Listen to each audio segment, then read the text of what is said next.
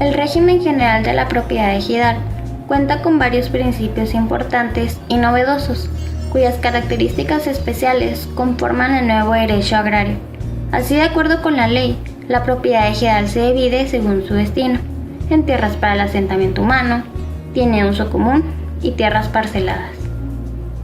Se otorga libertad para que los ejidos, tratándose de tierras de uso común, o los ejidatarios, cuando se trate de sus parcelas, celebren cualquier tipo de contrato o asociación para su aprovechamiento. Como única limitación a esta libertad, se establece que la duración máxima para los contratos y asociaciones será de 30 años o menos, de acuerdo con el proyecto o fin que se trate. Sin embargo, esta limitante es superable porque se autoriza la prórroga de plazo de duración. El otorgamiento del usufructo en garantía es otro principio que enmarca la conformación del nuevo derecho agrario. Tanto el núcleo de población como los ejidatarios podrán otorgar en garantía el usufructo de las tierras de uso común y de las parceladas, respectivamente, ya sea en favor de instituciones de crédito o de los terceros con quienes tengan relaciones de asociación o comerciales. Esto significa que los ejidatarios involucrados en la celebración de un contrato o asociación para la expropiación de terrenos de uso común o parceladas podrán pactar obligaciones a su cargo, como la aportación de mano de obra, de determinados insumos, el pago de créditos u otros en favor de terceros, otorgando como en garantía el cumplimiento de derechos de usufructo en favor de los creadores. Aguas. Todos los aspectos relativos al uso del agua en los ejidos se rigen por la ley y la normatividad de la materia. Los aguajes, nacimientos de agua, charcas, ubicadas dentro de las tierras ejidales son de uso común y se aprovechan según el reglamento interno o, en su defecto, de acuerdo con la costumbre, siempre que no se viole la ley ni las asignaciones individuales. Tierras para el asentamiento humano. Conforme a la nueva ley agraria, estas son las tierras necesarias para el desarrollo de la vida comunitaria del ejido, compuestas por los terrenos en donde se ubique la zona de urbanización y su fundo legal. Sin embargo, del texto mismo se desprende que también pertenecen al asentamiento humano las áreas de reservas para el crecimiento de la zona de urbanización, las superficies necesarias para los servicios públicos de la comunidad y los solares. Igualmente, consideradas como anexos se encuentran las unidades parcelarias especiales, la parcela escolar, la unidad agrícola industrial para la mujer y la unidad productiva para el desarrollo integral de la juventud.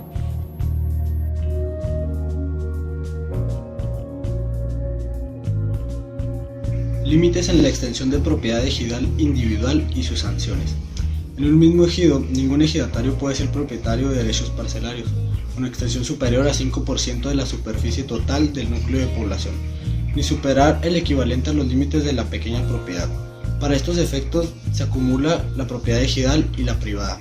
Como excepciones al primero de los límites señalados está el caso de la adquisición del dominio pleno de parcelas, y cuando la titularidad parcelaria provenga de resoluciones administrativas o jurisdiccionales anteriores a la vigencia de la ley. En ninguna circunstancia podrán exceptuarse los límites a la extensión de la pequeña propiedad individual. Las implicaciones de esta disposición son muy amplias e importantes. En primer término, implícitamente permite la acumulación de derechos parcelarios en forma individual, dentro de un mismo ejido o en otro, pues solo debe cuidarse de no rebasar los dos extremos, 5% de las tierras ejidales y la extensión máxima de la pequeña propiedad. La ley no dispone al señalar 5% de la tierra ejidal, por lo que no debemos nosotros distinguir entre parcelada de uso común o del asentamiento humano, y que es claro que se refiere a la totalidad dotada o incorporada al régimen social de cada ejido. A la Secretaría de la Reforma Agraria, la Procuraduría Agraria y el Registro Agrario Nacional les corresponde vigilar el cumplimiento de estas disposiciones, ya sea mediante controles especiales o mediante su coordinación con el Registro Público de la Propiedad para la tierra de carácter privado, o incluso mediante investigaciones especiales en cuyo caso la Procuraduría Agraria podrá actuar de oficio y presentar la denuncia correspondiente. Por lo que respecta a la Secretaría de la Procuraduría Agraria, consideramos que solo deben proceder ante denuncia expresa apoyada en pruebas suficientes que haga presumir la violación a la ley. para evitar que la autoridad se adjudique la facultad de actuar de oficio y que genere una nueva forma de inseguridad en la tenencia de la tierra, tanto privada como social. Prescripción adquisitiva. Para que opere la prescripción adquisitiva, el planteamiento deberá hacerse ante el Tribunal Agrario, ya sea por la vía de la jurisdicción voluntaria en el caso de no existir conflicto o mediante juicio agrario en el caso de haberlo, a fin de que una vez desahogado se dicte la resolución que se inscribirá en el Registro Agrario Nacional para que éste expida el certificado correspondiente. Con los elementos probatorios, la Secretaría concederá el derecho de audiencia al ejidatario y resolverá en consecuencia.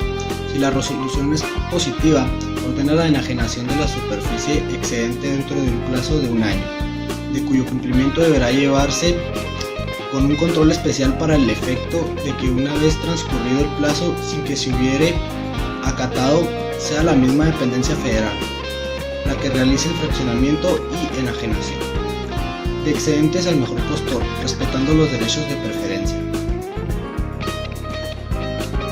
El procedimiento para el fraccionamiento se establece en el reglamento en materia de ordenamiento de la propiedad rural. Esta sanción es de carácter administrativo, ya que solo se impide al ejidatario ser titular de los excedentes sin que se afecten y menoscaben sus intereses, porque a cambio del fraccionamiento y venta de su tierra recibe el importe correspondiente. Derecho a la restitución de bienes. Se ratifica el principio de que tanto a los ejidos como a las comunidades tienen derecho a que se les restituyan las tierras o aguas que le hayan sido o se les hayan sido quitadas ilegalmente, promoviendo el trámite correspondiente ante el Tribunal Agrario, ya sea por sí mismos o por conducto de la Procuraduría Agraria. Esta restitución puede intentarse sobre bienes ejidales o comunales, por lo que no es exclusiva de las comunidades indígenas, para que los casos de los despojos sufridos en violación a la Ley de Desamortización de Bienes de 1856 o a partir de 1877. En ambos casos, el procedimiento se sujetará a los mismos términos que la ley prevé. Copropiedad de derechos parcelarios. La ley prevé la figura de la titularidad colectiva de una parcela, es decir, que se asigne una unidad parcelaria a un grupo de ejidatarios, el cual constituye una forma de copropiedad agraria, sujeta a las disposiciones del reglamento interno ejidal, de la asamblea o de lo acordado por los cotitulares. La ley prevé expresamente la figura de la copropiedad parcelaria en el caso de adjudicación de tierras cuya tenencia no esté regularizada o que se encuentren vacantes mediante el acuerdo de asamblea. Sin embargo, consideramos factible la posibilidad de arribar a forma de tenencia por medio de sentencia del Tribunal Agrario en la vía de juicio correspondiente que entalen los posesionarios. Fondo de garantía crediticia y fideicomiso de riesgo compartido. Se otorga a los núcleos de población y a los ejidatarios la posibilidad de crear su propio fondo de garantía para hacer frente a las obligaciones crediticias. Sin embargo, los lineamientos para su creación y organización serán dictados por la Secretaría de Hacienda y Crédito Público. De cualquier manera, recordemos que las disposiciones sobre el fideicomiso de riesgo compartido contenidas en la Ley de Fomento Agropecuario aún subsisten en el amparo del artículo 6º transitorio de la Ley Agraria.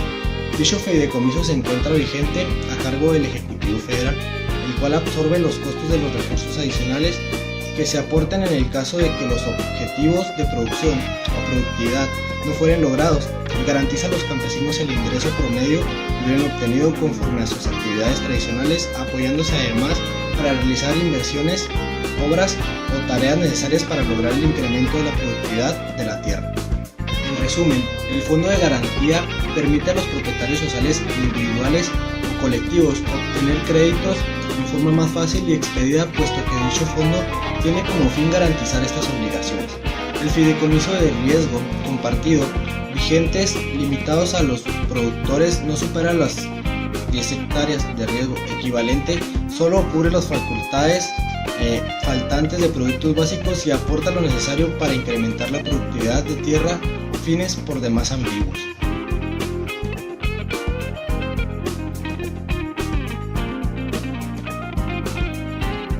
Zona, urbanización y fondo legal. A primera vista, pareciera que las tierras para el asentamiento humano se componen de 2 elementos, zona, urbanización y fondo legal, por lo que deberíamos entender que estas son 2 figuras distintas con características propias. Antonio Ibarrola indica al respecto: el fondo legal, antes casco, asiento de la población, queda dividido en manzanas, las que se subdividen a su vez en solares, medida que según el mismo autor fue incrementándose posteriormente. A su vez, Francisco Solano nos dice: estos espacios que circundan al pueblo de indios, destinados básicamente a siembra de maíz y a productos de huerta, y que suponen un cinturón agrícola, fueron definidos como fondo legal. El mismo autor nos dice que el solar para casa, molino o venta era de forma cuadrada, con una superficie equivalente a 1.755 metros cuadrados, en tanto que el fondo legal para pueblos también era cuadrado, con 1.200 varas por lado y con un equivalente a 1.111.271 metros cuadrados. El Diccionario Jurídico Mexicano del Instituto de Investigaciones Jurídicas de la UNAM, al referirse al fondo legal, dice: se considera el fondo legal como aquella porción de suelo que se dedica o se asigna legalmente para el establecimiento de una población. Se trata de una extensión de suelo destinada a un asentamiento humano o a la constitución de una zona urbana, aunque su uso sea todavía, sobre todo, agrario. Por su parte, Antonio Ibarrola cita a don Ángel Caso. Hace notar Caso que a veces se hace indispensable crear la zona de urbanización por no existir fondo legal. La Ley Federal de Reforma Agraria, derogada, establecida en el artículo 90, que la Resolución Presidencial Rotatoria de Tierras debía determinar la constitución de zona de urbanización ejidal. Agregaba que el poblado ejidal podía establecerse en dos lugares en su fondo legal, cuando lo tenga constituido conforme a las leyes de la materia o en la zona de urbanización concedida por resolución agraria. La nueva ley no menciona dos figuras distintas con características diversas, sino que se trata de la misma, aunque con un origen diferente. Fondo legal es denominación originalmente otorgada al área específica del poblado, cuando su constitución se realizaba por medio de cédulas u ordenanzas, en especial para las comunidades indígenas. En realidad, el fondo legal incluye la zona de urbanización en el caso de que se hubiere constituido, ya que en caso contrario, se creará la segunda incluyendo los elementos del fondo. Así, por ejemplo, en la constitución de los nuevos centros de población se contemplaba obligatoriamente la formación de las zonas de urbanización, ya que por ser de nueva creación, no podía darse el caso de la preexistencia de fondos legales. En consecuencia, las características que la ley señala al asentamiento humano son aplicables tanto al fondo legal como a la zona de urbanización. Otro aspecto importante es la localización del poblado ejidal del área de caserío, dentro o fuera de las tierras ejidales. En el primer caso, será entera competencia de la Asamblea delimitar la zona de urbanización y su reserva para crecimiento, respetando solamente los derechos parcelarios, la ley y normatividad de la materia. El fondo legal de existir o el área destinada por la Asamblea para el asentamiento humano es irreductible. Esto significa que no se podrá disminuir la superficie destinada a tal efecto, por lo cual es muy importante que la asignación se realice con sumo cuidado. El simple hecho de la delimitación le otorga las características de inalienable, imprescriptible e inembargable, salvo la excepción de que se aporte al municipio o entidad pública competente para la prestación de servicios públicos bajo la vigilancia de la Procuraduría Agraria.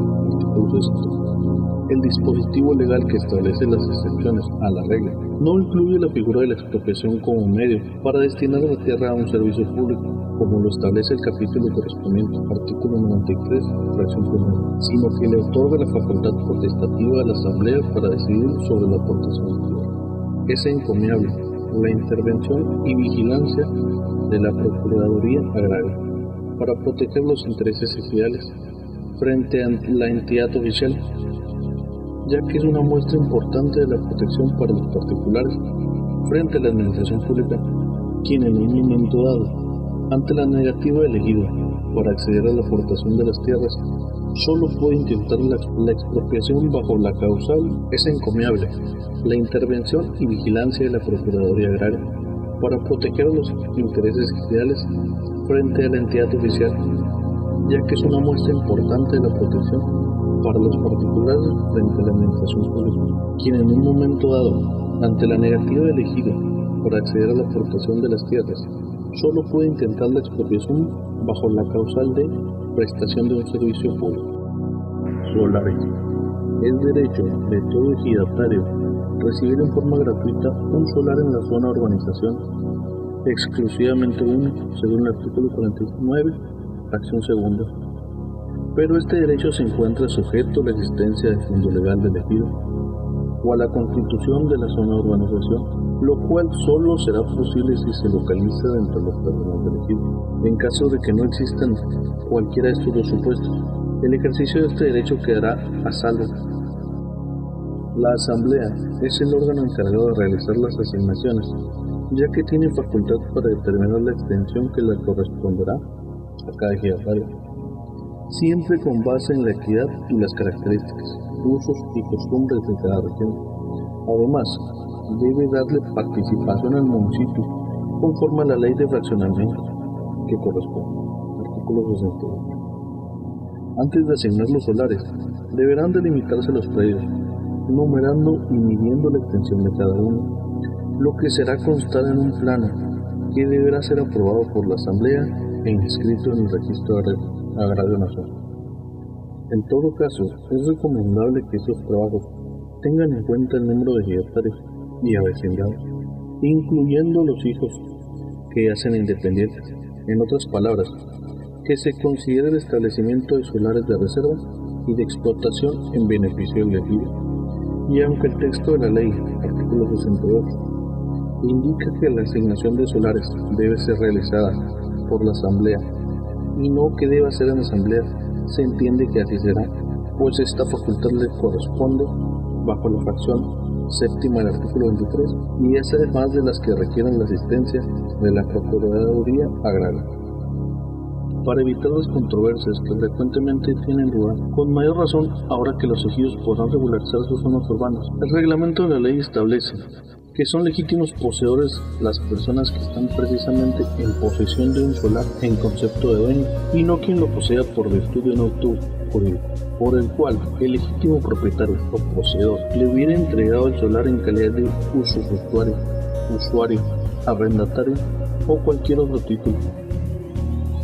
Buenos días, nos encontramos aquí en un predio agrícola, dando comienzo a lo que serán las entrevistas al secretario del módulo 5 y a un miembro de la Asamblea Ejidal.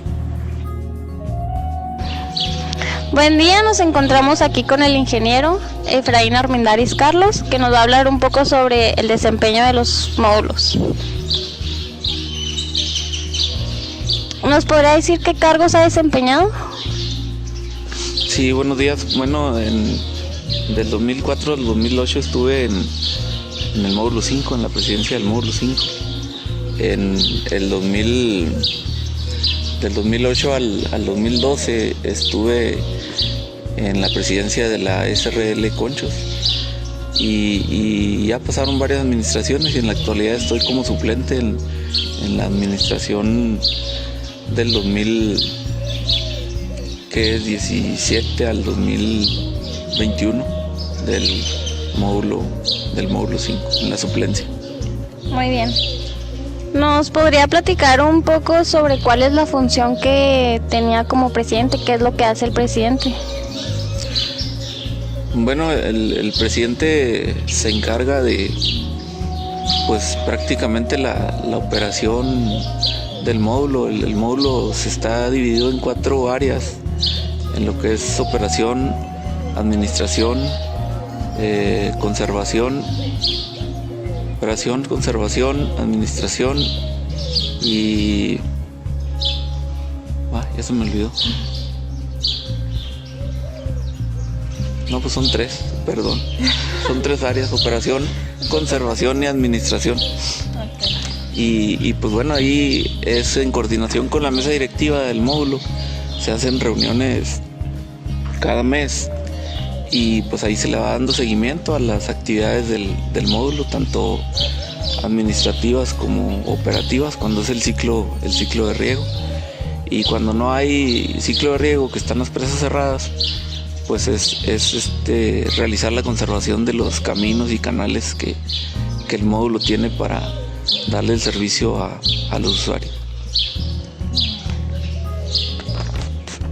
¿Cómo se compone el módulo 5? O sea, ¿qué cargos? Bueno, el módulo 5 está dentro del distrito de riego número 5 y en este distrito son 10 módulos. Son 10 módulos de riego. El módulo 5 está dentro de los módulos de riego de la SRL Conchos y son alrededor de 10,000 hectáreas las que componen el módulo 5 y son alrededor de 1,000 usuarios los que integramos el módulo 5. Está dentro del municipio de Delicias y parte del municipio de Rosales, su área de influencia. Y en el módulo 5 se hacen asambleas electivas cada 4 años. Se convoca cada año para una asamblea informativa de las actividades hechas durante el ciclo y cada 4 años se hace una asamblea de elección donde se renueva la mesa directiva. Okay. ¿Cuáles son los problemas más comunes que surgen aquí? Bueno, pues yo siento que el problema más grave es el problema de agua. Cuando no tenemos disponibilidad de agua en las presas, pues se nos reduce la posibilidad de los agricultores de sembrar. No tenemos agua en las presas, no podemos regar nuestra superficie, entonces yo creo que es el mayor problema. Ya de ahí pues vienen los problemas de operación prácticamente, que pues de alguna manera se tiene que ser eficiente en cuanto al uso del agua para que rinda al 100%, porque anteriormente se regaban cultivos que no eran de alta demanda y ahorita en la actualidad hay cultivos como alfalfa, como nogales, como hortalizas que requieren de más volumen de agua para el ciclo y el módulo tiene que, con el volumen que tiene concesionado año con año o que autoriza con agua extraer a las presas, con ese volumen tiene que regar la totalidad de su superficie y del cultivo que los productores establezcan. Buenos días, nos encontramos aquí con el expresidente del Ejido San Lucas, Manuel Baray. ¿Qué tal? Mucho gusto. Mucho gusto. El cual nos va a platicar un poco del ejido, cómo se compone y algunas de sus funciones. Sí, no, pues como decía, el ejido se compone de 63 ejidatarios, que rige con una mesa directiva compuesta por presidente, secretario, tesorero y sus suplentes, ¿verdad? Y el consejo de vigilancia, que es muy importante dentro del ejido. Entonces, como le decía, el ejido allá no es de siembra ni nada, se siembra ahí en el vaso de la presa, pero más bien es uso común. Okay. Uso común y es solo para toda la gente y no hay quien que dice aquí es mío, aquí es. Ok. Esto. ¿Platicaba que era de agostadero? Agostadero. Uh-huh. ¿Me podría decir que entonces, allá en los años del 1948, que se terminó la presa de las Vírgenes, reubican gente del ejido, pues más bien todas las reubican, se quedaron unos cuantos acá, hacia San Lucas, Nuevo San Lucas, municipio de Omeoque. Allá les dan tierras de riego. Acá había personas que tenían 1 hectárea, 2 hectáreas, allá les compensan con 6 hectáreas por persona. Entonces así es como se conformó San Lucas, ¿verdad? Sí. Porque tuvieron que cambiar a estas personas del lugar. De hecho, le digo, el ejido fue dotado en 1935 y ahí estuvo la gente viviendo hasta que ya llegó el proyecto de la presa. Se hace la presa y ya se llena la presa, ¿verdad? Y es cuando reubican la gente para acá, cuando empieza a llenarse, entonces sacan la gente. De hecho, mucha gente la sacaron con la fuerza pública porque no querían salir. Los señores de esos que estaban nacidos y criados ahí. Y yo le digo, y acá tenemos alguna gente en Nuevo San Lucas que es compañero ejidatario de San Lucas, municipio de Rosario. ¿Me podría hablar un poco de lo que es la asamblea, cómo se conforma o cada cuándo la...? Sí, cada 2 meses, ahí hacemos asambleas cada 2 meses, que la convoca el comisariado, que cuando no puede el comisariado, la convoca el consejo de vigilancia. ¿Cómo qué problemas tratan en esta asamblea o qué pues, Para hacer, por ejemplo, para hacer trabajos, ahí tratamos de hacer trabajos, comisionar gente que vaya a Chihuahua, en este caso a veces a la mesa, a veces a gente ajena a la mesa, que sean ejidatarios. Entonces, como le decía, también para alguien que quiere ceder su derecho, lo pasa por asamblea. Digo, ¿cómo la ven? Como yo quiero ceder mi derecho, entonces ya la asamblea o la junta directiva le pregunta a quién. Ya le hicimos en este caso. Ellos son los que ya están en el sí, ellos ¿no? deciden. Sí. Si la persona está apta para hacer, lo tendría siendo un posesionario. Sí, posesionario. Ya después de posesionario pasa a ejidatario. Ok, muy bien. Creo que sería todo. Sí, ya lo cerramos. Muchas gracias por su tiempo. Agradecemos su ayuda en el trabajo. Gracias. Vamos a órdenes.